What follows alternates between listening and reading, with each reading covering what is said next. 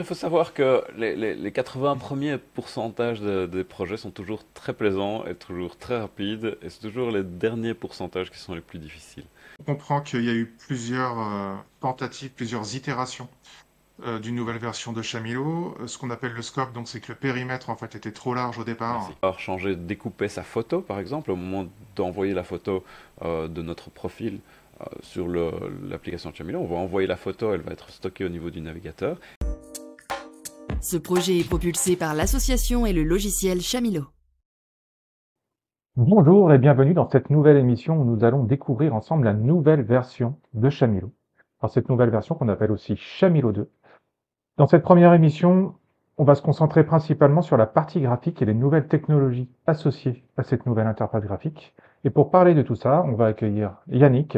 Bonjour Yannick. Bonjour Damien. Effectivement, c'est un projet ambitieux qui apporte de nombreuses améliorations par rapport à la version précédente. Je sais pas par où est-ce que tu souhaiterais commencer?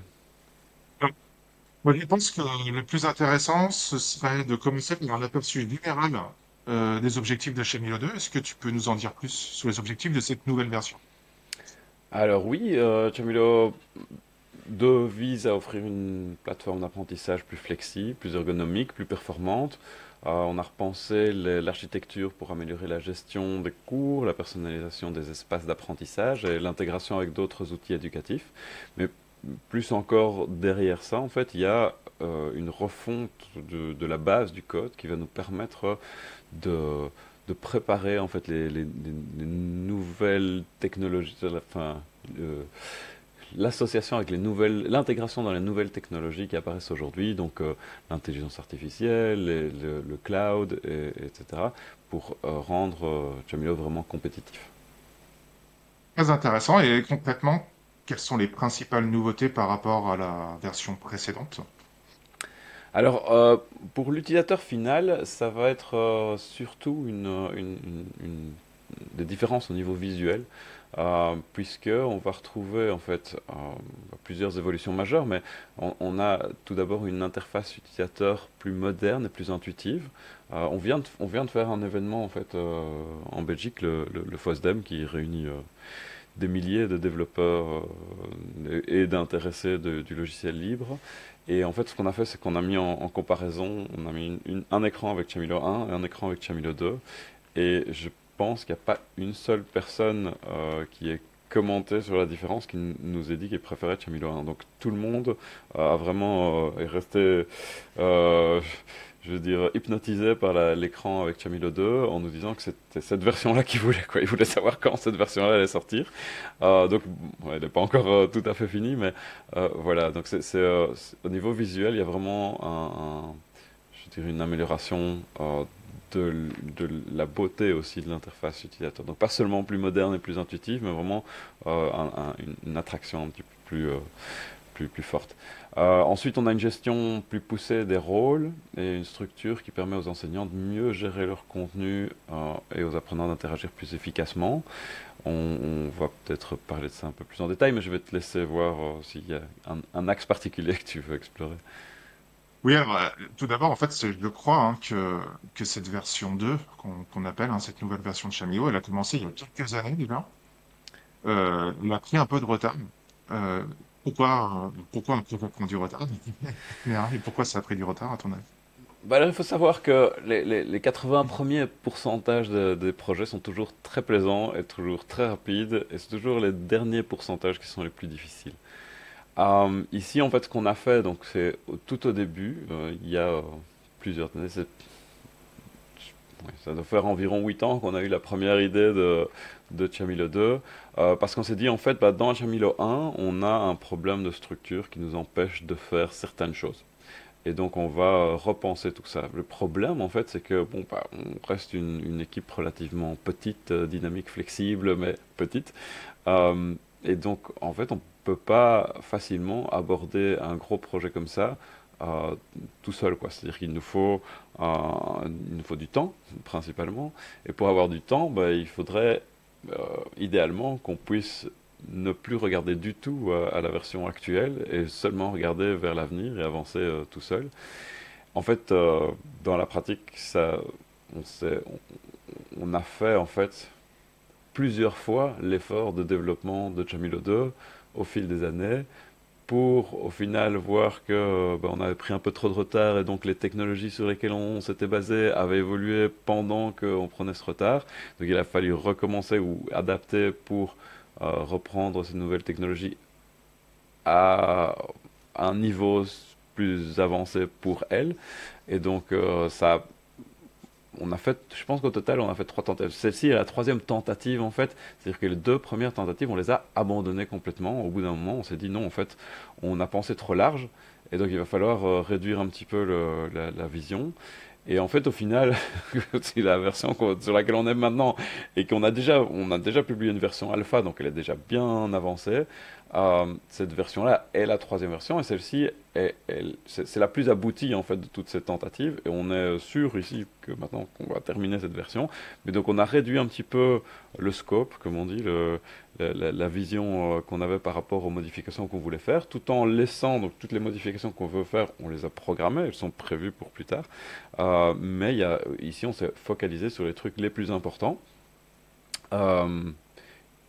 Plus, en fait, les plus importants, on inclut en fait dans les plus importants un redesign de l'apparence en fait de la plateforme et de l'interactivité avec les utilisateurs. Donc pour nous évidemment, dans l'équipe de développement, les ingénieurs système en général, ils sont plus focalisés sur ce qu'il y a derrière, quoi, ce qui est vraiment qui soutient la structure de tout le projet. Et ça a été profondément revu. Par contre, on a aussi pris beaucoup de temps pour repenser la présentation et la façon dont les utilisateurs interagissent avec le système. Donc voilà, on est à cette 3e itération, je veux dire, de Chamilo 2. Là, on est en version alpha 1 pour l'instant. Officiellement, d'ici fin mars, on aura la version alpha 2. Fin mars, c'est sûr, hein, parce normalement, ça devrait être plus tôt. Et donc après l'alpha 2, il y a une version bêta qui va suivre, puis une version stable. Mais en gros, les alphas, c'est la plus grosse partie du travail, parce que ça définit toute la structure qu'il y a derrière le projet. Donc et notamment au niveau de l'interface. Quand je dis toute la structure qu'il y a derrière le projet, en fait, au niveau de l'interface, la structure de l'interface en fait, parce que maintenant on parle vraiment de développement back-end et de développement front-end. Donc back-end c'est la partie serveur, la partie base de données, etc. Front-end c'est la partie qui apparaît à l'utilisateur. Sur cette partie front-end, on a fait des efforts considérables pour avoir la bonne structure qui va nous permettre par la suite d'être de mieux en mieux, je veux dire, au niveau interface, de plus en plus flexible. Voilà. D'accord, donc on comprend qu'il y a eu plusieurs tentatives, plusieurs itérations d'une nouvelle version de Chamilo. Ce qu'on appelle le scope, donc c'est que le périmètre en fait était trop large au départ. Merci. Et le périmètre maintenant est plus restreint et on a utilisé aussi donc des nouvelles technologies plus modernes et plus populaires basées toujours sur l'open source pour cette nouvelle version. Et on comprend aussi, donc, comme le dit Tom Cargill, que les derniers 10% du code représentent 90% du temps de développement. Et donc, c'est toujours la fin des projets, effectivement, qui est longue et difficile, et jamais le début, avec tout l'enthousiasme des débuts de projet qu'on peut avoir. Concentrons-nous maintenant sur la partie du moteur graphique, donc comme tu parles, ou le moteur front. Aujourd'hui, on va se concentrer surtout sur cette partie. Je crois que vous utilisez donc le moteur Vue.js. C'est un changement majeur par rapport à la première version? Oui, donc Vue.js, on appelle ça des frameworks, hein, donc le moteur effectivement de la partie front, donc la partie qui va être directement exposée à l'utilisateur, c'est essentiellement composé de JavaScript, de CSS, d'HTML et d'images, de médias généralement. Et donc cet ensemble d'éléments va constituer ce qui va se présenter dans le navigateur de l'utilisateur. Alors antérieurement, ce qu'on faisait donc en technologie informatique du web, c'est qu'on préparait tout ce front, toute cette apparence, on la préparait au niveau du serveur et on l'envoyait déjà toute faite à l'utilisateur. C'est ce qu'on appelle cette structure HTML.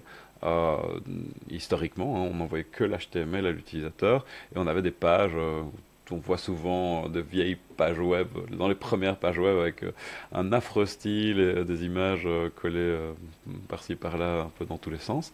Donc ça, c'était la version HTML presque exclusivement avec des images, mais c'était tout. Après, on a rajouté le CSS, donc les feuilles de style en fait, qui permettent de donner du style à une page, c'est-à-dire une page de texte pur. On peut avoir une page de texte pur comme elle apparaît dans un dictionnaire, qui est une fond tout à fait basique et tout à fait brut, où on peut avoir un style pour ce même texte qui soit beaucoup plus comme un magazine, une revue qu'on achète à la librairie. Et donc, il y a une grosse différence de présentation. Et cette présentation, c'est le CSS. Ça définit quelle fonte on va utiliser, si on l'écrit en grand, en petit, si on lui donne un certain espace, etc. sur la page. Et puis, ça va définir aussi comment se positionnent les images.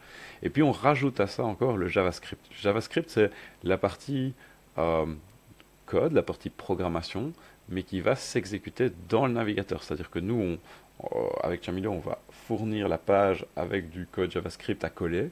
Et c'est ce code JavaScript qui, une fois dans notre navigateur, va réagir, va faire fonctionner les éléments entre eux sur la page, sans interaction nécessairement avec le serveur qui est derrière. Donc, par exemple, le fait de cliquer, déplacer un objet sur la page, ben ça, c'est typiquement une fonction qui est reléguée au JavaScript, parce que c'est quelque chose qui va faire fonctionner ce cliquer déplacer dans le navigateur de l'utilisateur, et il n'y a qu'au moment où il va sauver ce qu'il a fait, que là, ça va enregistrer un message, ça va envoyer un message sur le serveur. Donc Vue.js, en fait, ici, c'est un framework JavaScript, c'est-à-dire que c'est un ensemble de morceaux de code qui est livré comme un tout très structuré et qui va nous permettre d'accélérer notre développement de la partie front, d'accélérer, de donner un meilleur résultat pour l'utilisateur. Donc on parle de drag and drop, cliquer, déplacer, on parle de barres de progression qui avancent tout seul, on parle au lieu de choisir entre 0 à 100 en introduisant ça au clavier, on va avoir une petite barre qui nous permet de sélectionner ça sur une barre, je sais pas comment on dit, une barre de progression, mais qu'on gère soi-même. On va pouvoir changer, découper sa photo, par exemple, au moment d'envoyer la photo de notre profil sur l'application Chameleon. On va envoyer la photo, elle va être stockée au niveau du navigateur, et en JavaScript, on va la découper. On va dire, voilà, je veux que cette partie-là, si la photo n'était pas centrée, par exemple, je peux la recentrer, je peux la redécouper pour qu'elle soit à mesure, etc. Donc tout ça, c'est la partie JavaScript qui va faire les interactions qu'on a au niveau du navigateur et qui va en fait décharger le serveur d'une quantité de travail qu'il aurait dû faire normalement. Et donc on va en fait, en déchargeant le serveur Chameleon et en mettant un tout petit peu de points en plus au niveau du navigateur de l'utilisateur, on rend en fait toute l'application plus rapide, puisque les machines de chacun, donc les ordinateurs qu'on utilise tous les jours aujourd'hui, sont hyper puissants en fait. Par rapport à il y a 10 ans, on a une évolution phénoménale de la puissance des machines, et c'est un peu bête de ne pas l'utiliser, puisqu'elle est là, elle est disponible, et donc quand on étudie un cours au travers de Chameleon, bah, en même temps, on ne regarde pas des vidéos, et on fait pas, enfin on regarde pas YouTube ou quoi que ce soit, on se concentre sur notre cours, et donc toute la puissance de ces machines est inutilisée pendant qu'on fait ça. Donc nous, on utilise un petit peu de cette puissance pour accélérer l'interface pour les utilisateurs, rendre les choses plus, en anglais on dit snappy, qui fonctionne du tac au tac, quoi, pour dire comme ça. C'est-à-dire rendre les trucs plus dynamiques, les actions plus dynamiques, et faire en sorte que pour l'utilisateur final, ça a l'air beaucoup plus immédiat. Comme Sur réponse. sur la partie Vue.js, donc c'est quand même un. Donc il faut dire à ceux qui nous écoutent que c'est un framework effectivement qui va gérer donc l'interface et qui est assez populaire, qui est très populaire maintenant. Je crois que c'est le premier framework aujourd'hui utilisé. Il a été créé en 2014 par Evan You. On est sur la troisième version depuis 2020. Et il y a une communauté aussi de 400 développeurs qui optimisent cette interface, c'est-à-dire que Chameleon, à travers Vue.js aussi, s'appuie sur cette nouvelle communauté qui vient gérer et maintenir aussi cette couche. Voilà. Et qui est très important aussi sur Vue.js, c'est que c'est un framework donc, qui a été créé par Evan You, mais Evan You, c'est un ancien de chez Google qui a développé AngularJS. Et il a créé ce framework pour ne plus être dépendant des GAFAM, ce qui fait que ce framework est souverain en fait. C'est-à-dire que si Google ou Facebook demain décident de fermer leur framework, votre framework, il faut le foutre à la poubelle, alors que Vue.js, c'est entièrement open source à la source. Absolument. C'est-à-dire que dans 10 ans, il y a une pérennité en fait du projet Chamilo à travers le choix de ce framework. Et ça, c'est hyper important. Voilà, tout à fait. Donc c'est un des critères essentiels de tous les choix qu'on fait, c'est nous d'offrir donc cette souveraineté, cette pérennité au niveau de Chamilo, mais aussi des composants qu'on utilise dans Chamilo. Et pourquoi est-ce qu'on fait ça? Bah, c'est relativement simple en fait. Si on analyse par exemple l'éditeur qui se retrouve dans Chamilo 1. D'accord, l'éditeur WYSIWYG, comme on dit ça, what you see is what you get, les éditeurs HTML qu'on a dans la page. En fait, dans Jamilo 1, on utilise CK Editor, qui lui-même vient d'un autre, enfin, où il a changé de nom depuis FCK Editor, qui était la version antérieure. En fait, qu'est-ce qui se passe? CK Editor, la communauté qui développe CK Editor, a décidé de changer de licence pour les versions suivantes. Donc, en fait, de laisser tomber le support de CK Editor, sauf si on prend une souscription payante. Le problème de ça, évidemment, nous, on n'est pas du tout contre le fait de payer. Le problème, c'est que quand on développe un logiciel comme Chamilo, on peut pas obliger, enfin, on peut pas livrer Chamilo qui est gratuit avec un composant qui lui-même est payant. Donc il faut que nous, on ait la possibilité d'offrir un paquet Chamilo avec tous les composants inclus. C'est très important parce que bah, on a une communauté énorme. Enfin, je ne sais pas si on y arrivait, mais on est très près des 40 millions d'utilisateurs depuis la création du projet de Chamilo dans plus de 180 pays. Donc, on a des utilisations qui sont tout à fait non prévisibles, pas faciles à deviner, je veux dire.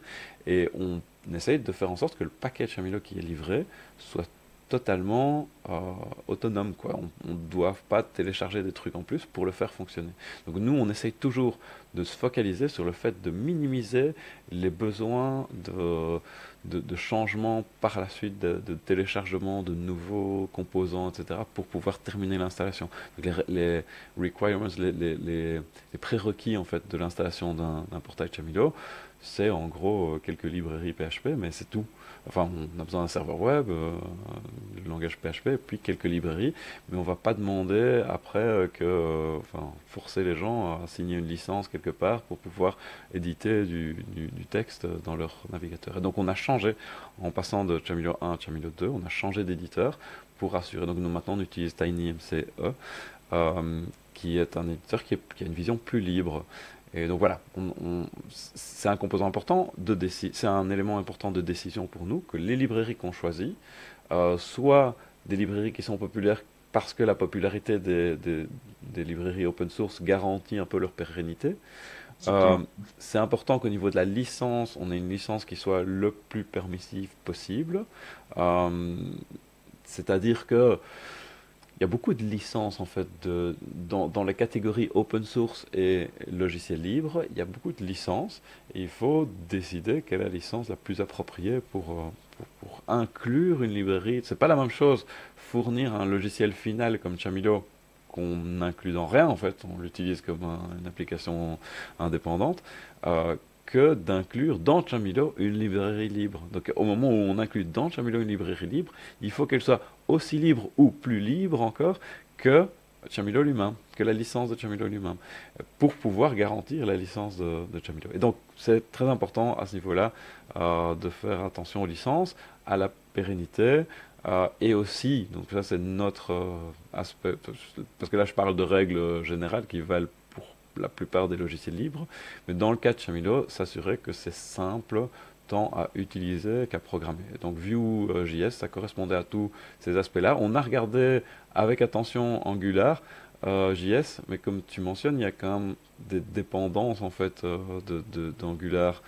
Enfin, même si ça n'est qu'au final ils ont résolu la plupart des problèmes et puis ça reste des dépendances morales, ça reste quand même des dépendances morales. C'est-à-dire que il y a quelque chose qui est pas net dans la façon dont ça a été pensé, dessiné, et voilà, c'est dangereux pour la pérennité de Chameleon même si on se base sur des composants qui sont pas pérennes et suffisamment On l'a libres. vu, effectivement, on l'a vu dernièrement avec, notamment pour ceux qui connaissent le jeu vidéo, le moteur Unity, qui a fait un tollé et qui a été racheté par Google et qui est passé d'une licence gratuite à payante du jour au lendemain pour question de coût.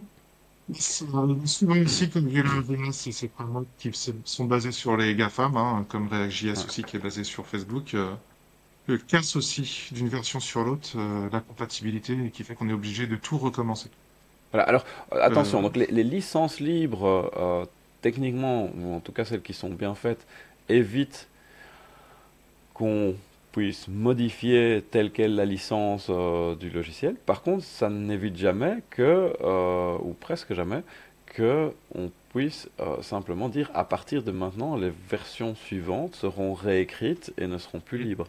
D'accord? ouais. Donc, et à ce moment-là, il faut voir que, c'est pour ça que la pérennité est très importante, il faut s'assurer qu'il y ait des gens qui soient prêts à maintenir le logiciel dans sa version libre. Et c'est exactement, en fait, si on fait un lien par rapport à ça, c'est exactement ce qui s'est passé avec le logiciel Dokeos, dont Chamilo est issu, pour assurer la liberté, en fait, du logiciel Dokeos. On a lancé le projet Chamilo parce que le projet Dokeos lui-même était compromis au niveau de son respect de la licence libre. Et donc voilà, enfin, son respect de la licence libre pour les versions postérieures. Donc il y avait une ligne dans le sable qui indiquait bah, à partir de maintenant, les versions qui vont suivre seront différentes, limitées, etc. Et donc pour éviter que ce soit le cas, on a lancé le logiciel Chamilo. Donc ça nous tient d'autant plus à cœur de vérifier ces aspects-là. Voilà. Bien sur la partie front un petit peu, parce qu'on est sur, ce que je te propose hein, sur cette émission, c'est qu'on se concentre sur la partie front et qu'on fasse des émissions sur la partie back et peut-être une émission sur la partie fonctionnalité et structure Mhm. des documents. Ça nous fera 3 émissions pour couvrir un petit peu les aspects techniques et les avantages de cette nouvelle version. Si on revient sur la partie front, donc on a vu qu'il y avait Vue.js, hein, donc framework très très populaire aujourd'hui depuis 2014. Euh, J'essaierai aussi de faire une petite explication de Vue.js et pourquoi c'est un progressive framework par rapport aux autres frameworks. C'est une notion un petit peu différente aussi. Euh, sur, euh, on a aussi donc en plus de Vue.js, on a Tailwind CSS. Euh, Qu'est-ce que c'est que tu sais, entre guillemets, si on peut appeler ça une couche, cette nouvelle technologie par rapport aux anciennes technologies qui doivent être une strap de référence, Ouais, donc de mémoire. on revient un petit peu à ce que je mentionnais auparavant par rapport à la façon dont on décore une page, en fait, où on a évolué entre du texte pur et du texte avec du style et du texte avec enfin, des pages avec du JavaScript qui permettent des interactions. Donc Tailwind CSS, c'est un framework, donc de nouveau un ensemble de composants qui sont mis ensemble de façon structurée pour permettre une bonne réutilisation. Mais c'est un framework au niveau CSS. C'est-à-dire que c'est un framework qui se spécialise sur la gestion des styles de pages. D'accord? Alors D'accord. c'est un petit peu difficile de s'imaginer, mais au fil du temps, en fait, le CSS a commencé à rogner un petit peu de terrain par rapport au JavaScript. Donc au départ, on avait vraiment cette isolation pure entre le CSS et le JavaScript. JavaScript pour les interactions ou pour les trucs animés, je veux dire, et CSS pour le style. Et en fait, CSS a commencé à prendre un petit peu de terrain sur la partie animation. Donc on a non seulement du style visuel, mais on peut aussi, avec du CSS maintenant, animer des objets, les faire bouger l'un en profondeur, l'un devant l'autre, les faire bouger, les faire tourner, enfin, faire des rotations sur eux-mêmes, les faire se changer de forme, etc. Et donc on a la partie style et animation qui est englobée dans cette partie CSS. Et Tailwind se charge en fait. Donc le problème en fait des CSS, c'est que dès qu'on a une application qui est suffisamment complexe, on a une quantité de styles qui devient difficile à gérer. C'est-à-dire qu'on va avoir des pages. Camilo, c'est un très bon exemple pour ça. On a une seule application, mais en fait, dans cette application, on a 20 outils différents au moins au niveau des cours. Et chacun de ces outils a évidemment des interfaces qui sont spécifiques à l'utilisation de l'outil. Donc on va retrouver par exemple dans l'outil de document le fait de devoir déplacer des documents d'un répertoire à l'autre en glissant, en déplaçant ou en recouper des documents, etc. Tout ça, c'est une partie de l'interaction qu'on a au niveau des documents. Par contre, si on va dans un autre outil comme les exercices, par exemple, bah, l'utilisateur, il n'a pas besoin de déplacer des documents. Il a besoin de pouvoir répondre à des questions. Souvent, on va simplement marquer des cases à cocher, mais parfois, il faut, pour des types de questions de correspondance, tirer sur une boule pour tracer une ligne, voilà, pour relier deux éléments entre eux. Donc ça, c'est, je veux dire, des différences au niveau du style. Il y a aussi des différences d'interaction, mais au niveau du style, on va devoir présenter les choses de façon différente. Et donc Tailwind CSS, ce que ça fait, c'est en fait permettre de factoriser. On appelle factoriser quand on voit qu'il y a plusieurs choses qui se sont répétées dans le code, donc on voit on utilise souvent ce type de structure, etc. Mais en fait, Tailwind, ce que ça va nous permettre de faire, c'est dire, on va mettre à un seul endroit cette structure, et puis on va l'appeler à plusieurs endroits. On va dire, tiens, ici, bah, on veut utiliser la structure qu'on a définie par ailleurs dans la configuration de Tailwind. Et ça, on peut le faire avec les couleurs, avec les styles de cadre autour des images, les styles de menu, les styles de boutons pour cliquer dessus, etc. Donc Tailwind, en fait, nous on utilisait dans Chamilo 1, on utilisait un truc qui s'appelle... j'ai oublié. Bootstrap? Bootstrap, merci. Bootstrap qui est une librairie en fait CSS, mais en fait Bootstrap ne va pas aussi loin que Tailwind. Et donc avec Tailwind notamment, vous allez le voir dans Chamilo 2 quand vous pourrez l'utiliser, dans cette nouvelle version de Chamilo quand vous pourrez l'utiliser, il y a moyen de changer les couleurs directement, activement dans l'interface de configuration de Chamilo. On peut changer les couleurs du menu, des icônes, des boutons, tout ça directement avec des sélecteurs de couleurs très dynamiquement dans l'interface d'admin. Et voilà, ça c'est le genre de choses qu'on peut faire avec Tailwind. Alors de nouveau, solution pérenne, solution populaire, solution libre, et on s'assure que, enfin on essaye en tout cas, parce qu'évidemment ce sont de nouvelles technologies pour nous aussi, on essaye de faire en sorte que dans Chamilo, que Chamilo lui-même soit fait pour utiliser Tailwind de façon intelligente, qui permette aux utilisateurs finaux après, une fois qu'ils téléchargeront Chamilo, de reconfigurer le style facilement. D'accord? Et donc c'est en fait, dans Chamilo 1, si je veux reconfigurer le style, je dois télécharger un répertoire avec 6 fichiers différents. Un des fichiers fait plus de 4000 lignes. D'accord? Ici, l'idée, c'est vraiment de résumer tout ça et de dire, ben, les trucs essentiels qu'on voudrait pouvoir modifier se résument à 100 lignes. D'accord? Parce que si on change les couleurs, ben, on va vouloir les mêmes couleurs partout. On va pas vouloir que dans chaque outil, il y ait des couleurs différentes, quoi. Donc voilà, c'est uniformiser le système et le factoriser pour permettre aux administrateurs et aux designers qui vont travailler sur Chamilo plus tard de faire plus rapidement des modifications cohérentes et qui sont plus complètes. Voilà. D'accord, donc c'est OK. Donc on a vraiment en fait un outil qui permet d'harmoniser tous les styles de la plateforme de manière centrale et plus ou moins industrielle, en tout cas au niveau de la plateforme, si on peut employer ce mot-là, quoi. Ouais, et ça me fait penser Factorisé, on aussi, pourrait dire. Ouais. ça me fait penser aussi qu'un des éléments vraiment qui change beaucoup de la version 1.11 à la version 2, c'est les icônes. Donc on a changé tout le thème d'icônes, et pour ça aussi on utilise une espèce de framework, plutôt une librairie, on va appeler ça une librairie ici, qui nous offre en fait dans un même package une grande panoplie, c'est plus de 3000 icônes, d'icônes qui vont nous permettre de donner un cachet homogène à l'interface de Chamilo. Ce qui n'est pas le cas dans Chamilo 1. Hein. Donc si on regarde Chamilo 1, on voit en fait qu'il y a, enfin si on fait attention avec l'œil du designer, quoi, on voit qu'il y a des incohérences au niveau graphique, au niveau des icônes. On comprend que les icônes viennent de différentes sources et que ça colle pas toujours, quoi. Voilà. Mais donc ici, nouveau set d'icônes, nouveau framework CSS, nouveau framework JavaScript. Et en général, ça donne ce résultat qui est une interaction plus rapide, un feeling plus tac au tac, et en général une apparence qui est plus homogène, plus jolie. Ouais. Ben, c'est très intéressant et très prometteur, hein. Merci pour cette précision et ce premier tour d'horizon de la nouvelle version de Camilo et donc de la partie front, la partie utilisateur et graphique. Donc je te propose de clôturer cette première émission hein, consacrée à la future version Chamilo et de se rejoindre à la prochaine où nous continuons à explorer l'intensité du projet. Voilà. Et la fonctionnalité du projet. C'est parfait, merci beaucoup Damien.